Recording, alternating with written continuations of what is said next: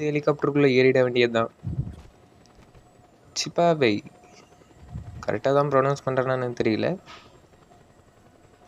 இந்த இடம் பார்த்தீங்களா செம்மையாக இருக்குங்க. இந்த பைக்கை வச்சுட்டு ஓட்டினா கரெக்டாக இருக்கும். மோட்டோ ஜம்ப் அடிக்கலாம், ஸ்டண்ட் பண்ணலாம். இது என்ன புதுசாக பிரச்சனை வந்துகிட்டே இருக்குது. அது வெப்பன்லாம் வச்சுருக்கு, அதில் ஏறிடலாமா? பரவாயில்ல, வேணாம், இதில் இருப்போம்.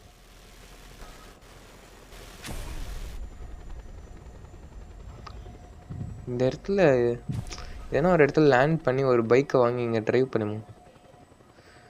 எந்த இடத்துல லேண்ட் பண்ணலாம்? உயரமான இடம் போகும். ஹீட் லெவல் வேறு அதிகமாகுது. நிறைய பேர் நம்மளை துரத்திட்டு வருவாங்க. அதனால் ஒரு சேஃபான இடமா போகலாம். வந்துட்டாங்க. இந்த மேப்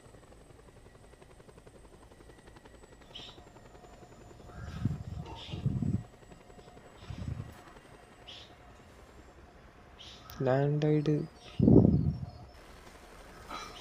ஐயோ, ஹார்ட் ரொம்ப கம்மியாக இருக்குது. இந்த நேரத்தில் நம்ம ஒரு ப்ரொடெக்டிவான வெஹிக்கிள் எடுத்துக்கணும். பைக் எடுக்கலாம்னு தோணுது, ஆனால் அந்த ஓப்பனாக இருக்கிறதுனால நம்மளை சுட்டு காலி பண்ணிவிடுவாங்க. ஒரு கார் எடுத்துக்கலாம். உங்களுக்கு ஓகே தானே? ஓகே, கேரட் ரவர். அற்புதமான காரில் பறக்கலாம். ஹெலிகாப்டர் பறக்குது. ஓகே, காரில் எடுத்துகிட்டு டக்குன்னு போகிறோம். என்ன இது, காரு பஸ்பமாக இருக்கு.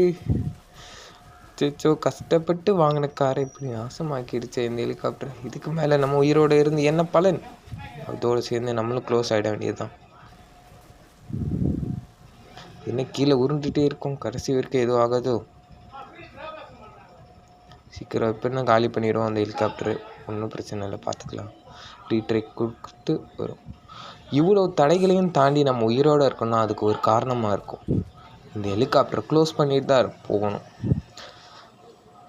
இந்த ஹெலிகாப்டர் க்ளோஸ் ஆகிற வரைக்கும் என்னோட மூச்சு நிற்காது.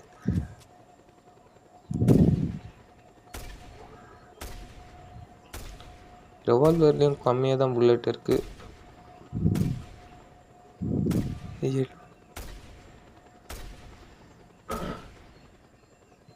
இந்த 2 புல்லட் வச்சு ஹெலிகாப்டருக்குள்ளே போகலையாச்சும் க்ளாஸ் பண்ணுவோம்.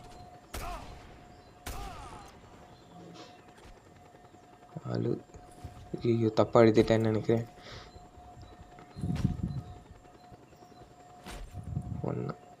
ஓகே, வெளியே போகும்.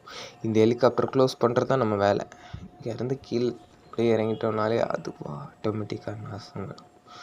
அவ்வளவுதான், நம்ம மிஷன் க்ளோஸ். இனி நான் சந்தோஷமாக சாக போகிறேன்.